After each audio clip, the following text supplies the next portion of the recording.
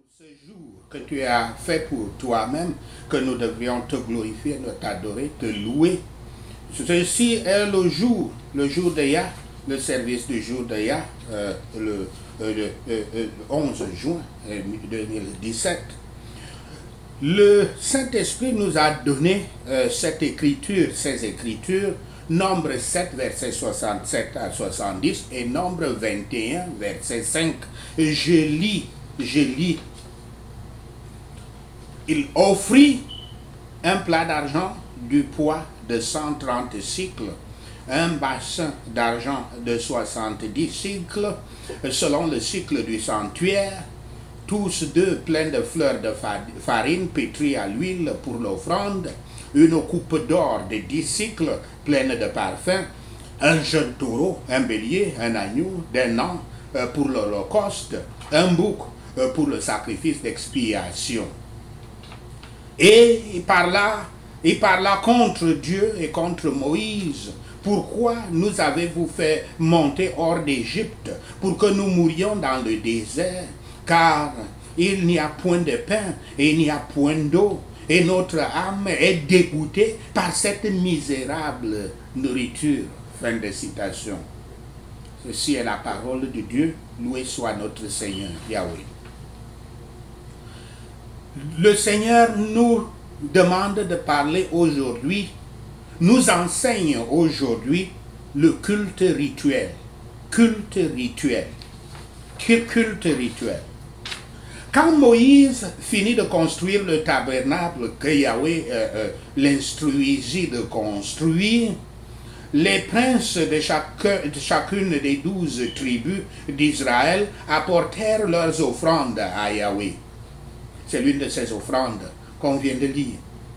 Nombre 7, versets 67 à 70 nous montre un échantillon des offrandes d'un chef de la maison de leur père, parmi les 12 maisons de leur père, car ils avaient chacun donné un cadeau similaire. Même comme les tribus offrent le même cadeau, Moïse les énumère séparément en l'honneur de chacun. Ensuite, le Saint-Esprit nous a donné aussi Nombre 21, verset 5, qui montre que les Israélites sont fatigués de la nourriture donnée par Dieu. Et il demande à Moïse de les renvoyer dans leur servitude égyptienne, afin qu'ils puissent manger leur nourriture habituelle là-bas. Leur nourriture égyptienne leur manque, une nourriture aussi bien physique que spirituelle.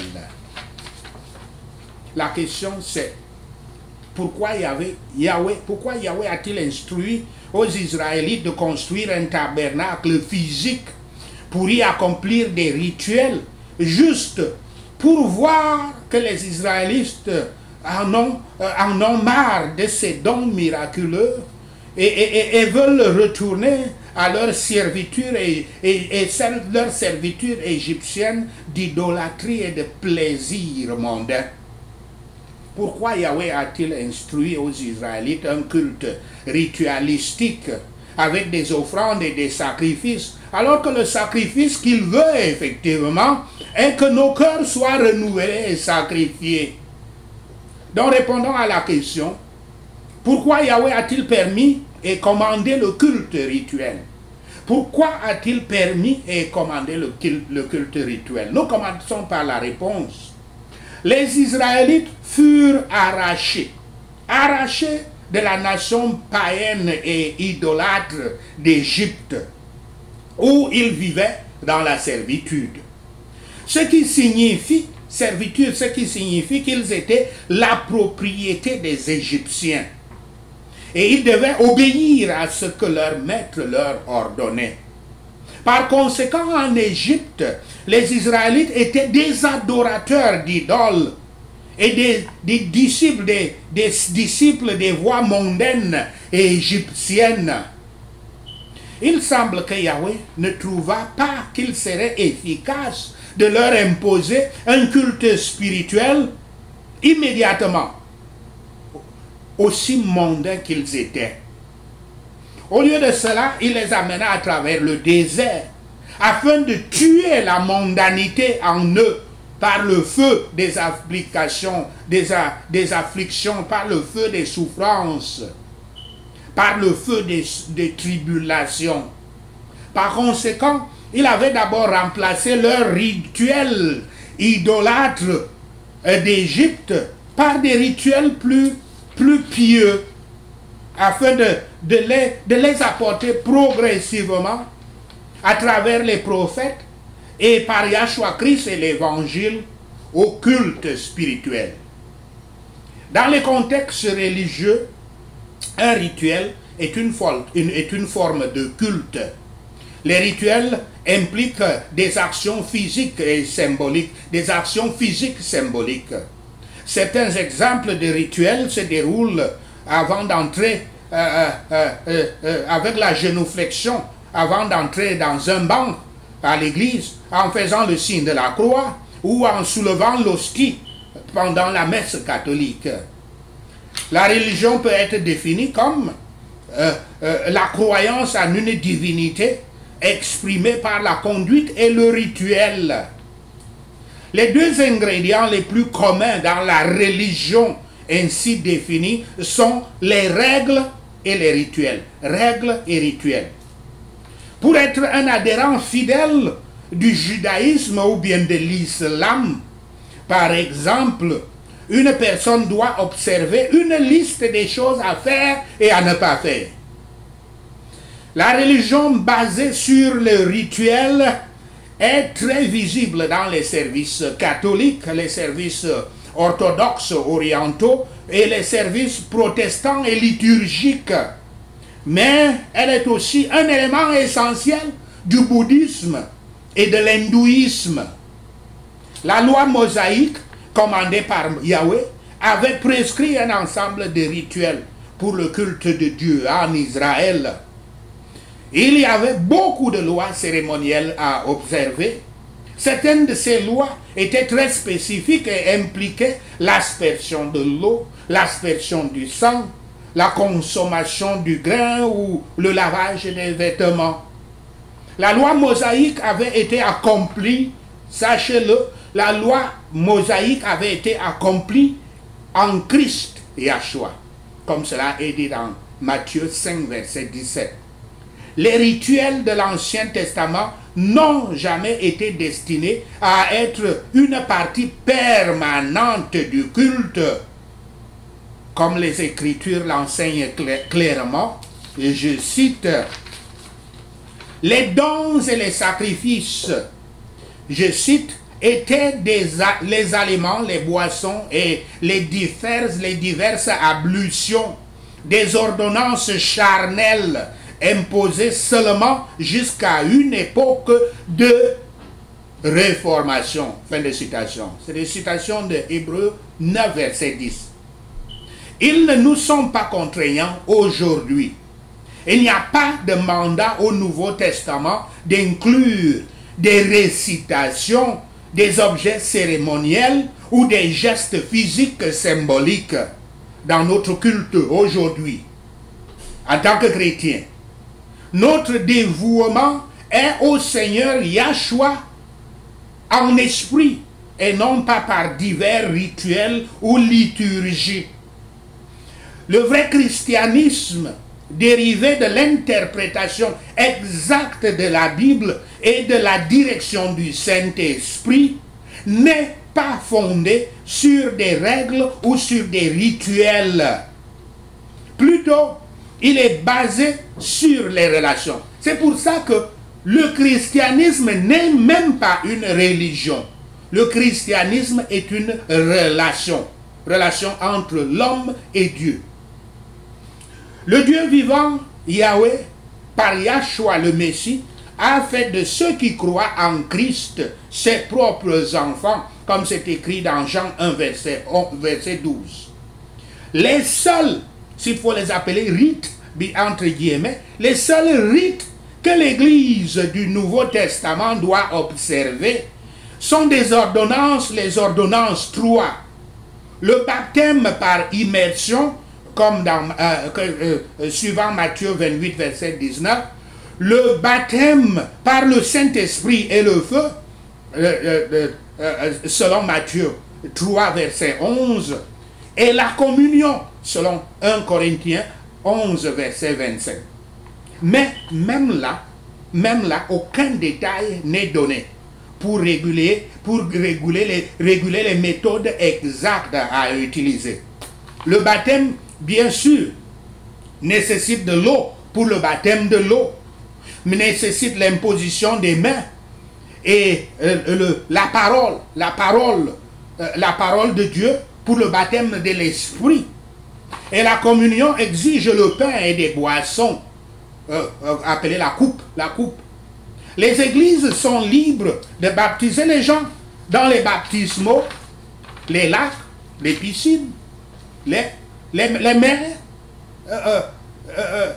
Pour la communion, la Bible ne spécifie pas la fréquence du repas, ou bien la quantité du pain, le type de pain à utiliser, la teneur d'alcool dans la coupe entre guillemets, la coupe.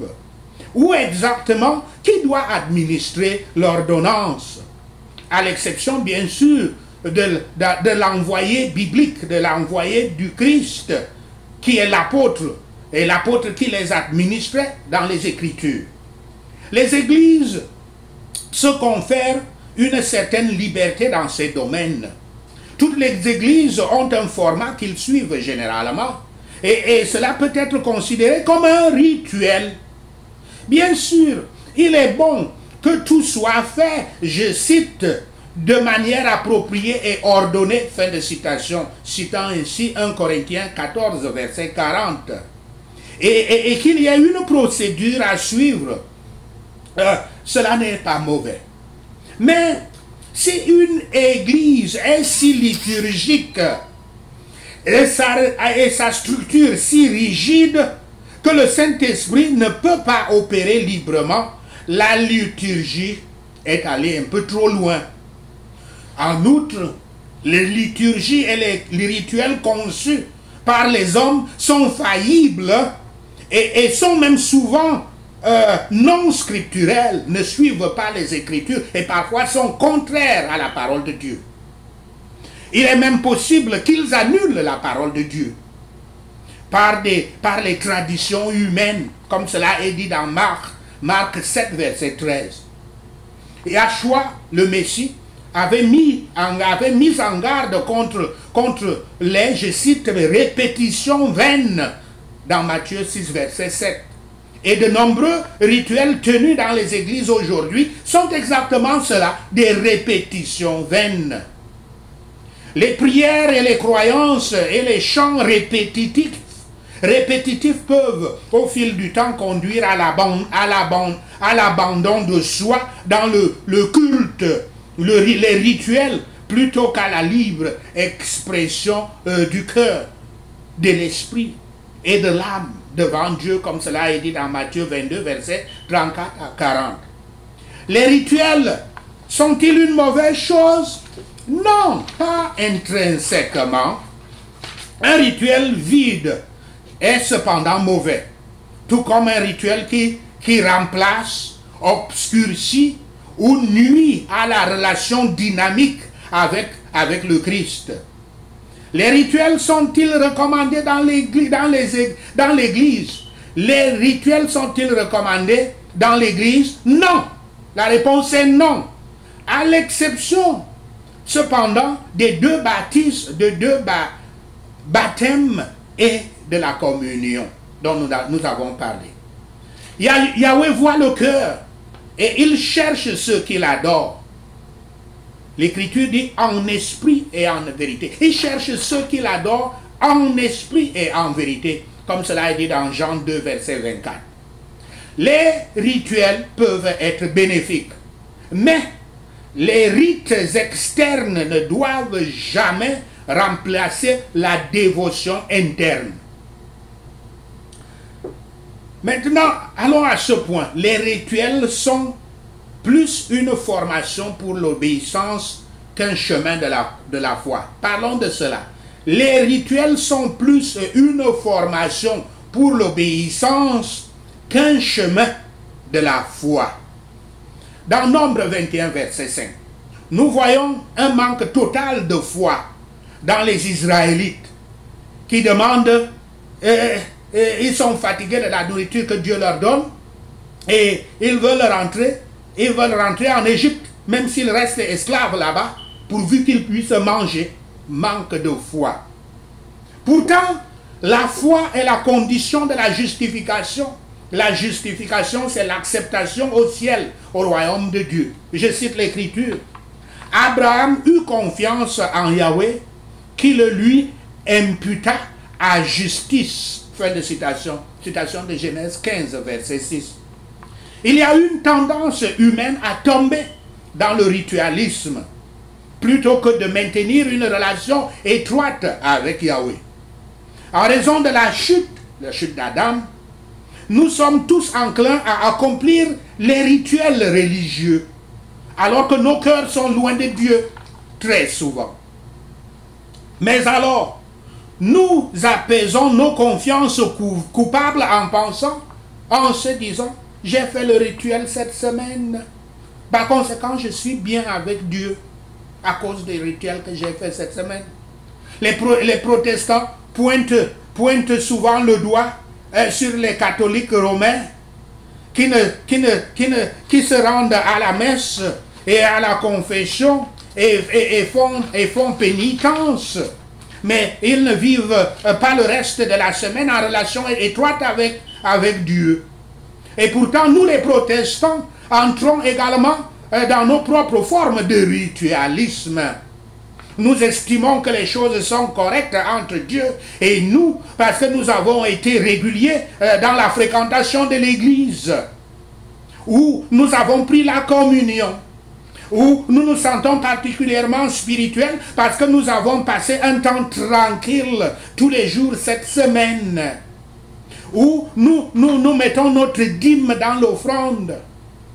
Nous servons à un comité de l'église où nous enseignons même dans l'école du dimanche. Alors, il faut que les choses soient bien entre nous. Et par conséquent, les choses sont donc bien entre nous et Dieu. Nous le concluons cela à cause de ce genre de rituel. Mais en même temps, malheureusement, nous tolérons toutes sortes de péchés dans nos pensées, nos paroles et nos actes. Même les prédicateurs tombent dans ce piège. Comme nous le voyons, nous l'avons vu, et comme cela ressort dans l'actualité, que les prédicateurs bien connus ont vécu des doubles vies. D'autres s'enrichissent énormément à côté, ils accumulent les richesses à côté d'une misère qu'on voit à côté même de leurs églises. Alors, lutte contre ta propre tendance à tomber dans le ritualisme au lieu de maintenir une relation étroite avec Dieu. Le rituel donne aux ritualistes un sentiment d'orgueil dangereux. Avec l'orgueil, il est difficile d'entrer dans le royaume de Dieu, comme lui-même, il a dit que l'entrée dans le royaume de Dieu, c'est comme le trou d'une aiguille. Et on demande à un orgueilleux qui est comme le chameau d'entrer par là. C'est impossible. Donc le rituel donne aux ritualistes un sentiment d'orgueil, alors que le culte sincère nous humilie devant Yahweh, nous rend plus petits pour pouvoir entrer par le trou de l'aiguille qu'est le Christ. Ces Hébreux s'enorgueillaient de leur générosité en offrant leurs taureaux et leurs chèvres. Mais Dieu leur rappelle clairement, ici c'est mieux traité dans Psaume 50, Dieu leur rappelle clairement qu'ils possèdent tout ça, tout ce qu'il leur donne. Quand il lui offre quelque chose, c'est seulement parce qu'il leur a d'abord donné ça. Et il n'a pas besoin de leurs offrandes pour se nourrir, comme s'il avait faim. Il possède le monde et tout ce que le monde contient, comme cela est dit dans Somme 50, verset 12. Les idolâtres pensent que lorsqu'ils offrent de la nourriture à leurs idoles, c'est pour apaiser leur faim. Même le culte des ancêtres, qui est un culte des démons, les ancêtres sont déjà partis. Quand les gens versent, font des dons, des dons de nourriture à certains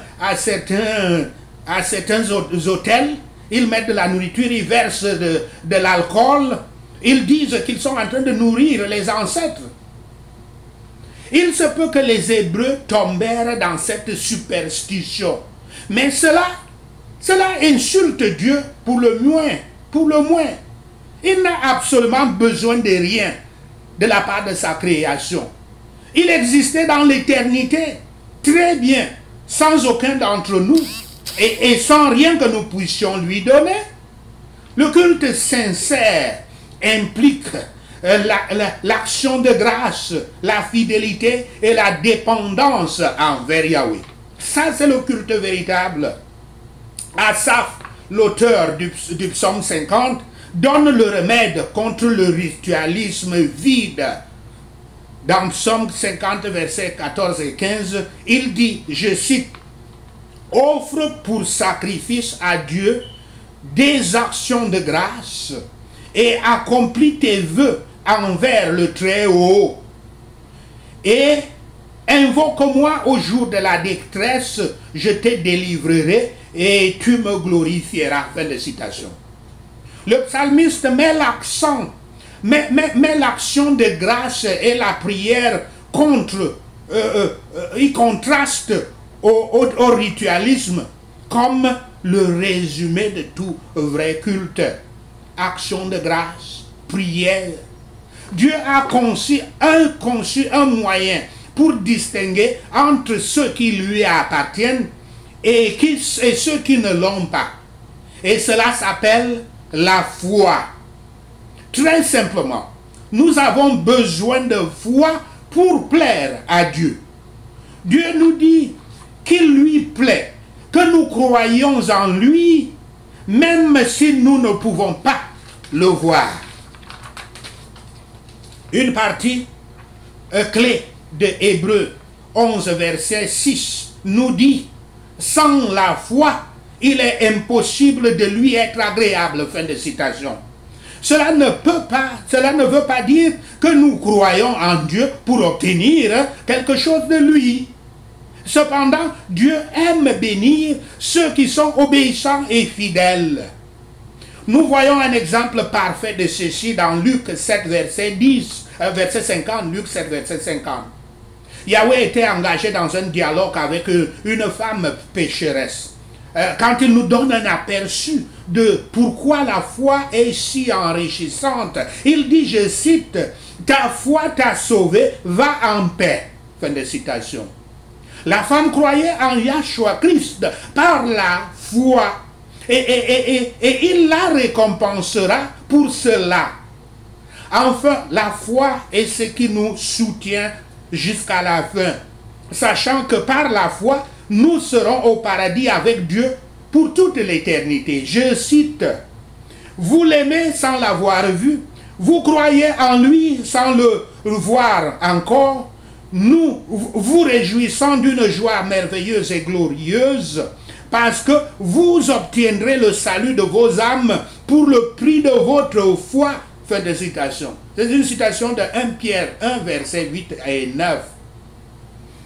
Un journal américain avait demandé à William Booth, le fondateur de l'armée du salut, Salvation Army, il lui avait demandé ce qu'il considérait comme les principaux dangers pour le XXe siècle.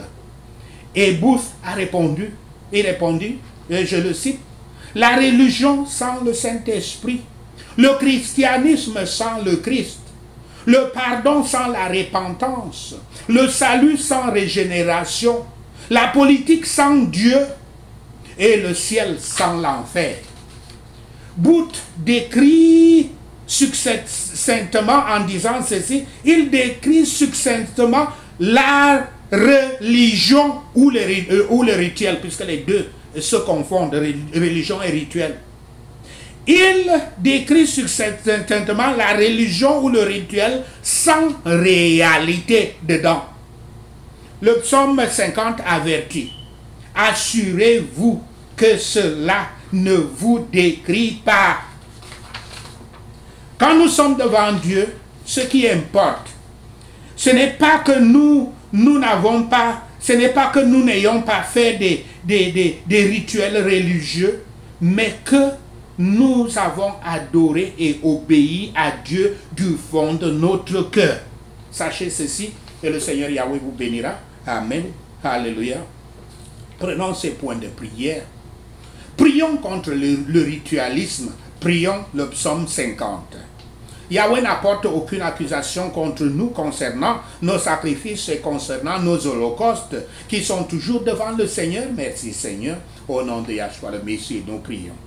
Il n'a pas besoin d'un taureau ou de notre étal ou des chèvres de nos stylos, car chaque animal de la forêt est à lui et le bétail sur 1000 montagnes. Merci Seigneur. Au nom de Yahshua le Messie, nous prions. Yahweh connaît chaque oiseau dans les montagnes et les insectes dans les champs sont à lui. Merci Seigneur. Au nom de Yahshua le Messie, nous prions. Si Yahweh avait faim, il ne nous le dirait pas, car le monde est à lui et tout ce qui s'y trouve. Merci Seigneur. Au nom de Yahshua le Messie, nous prions.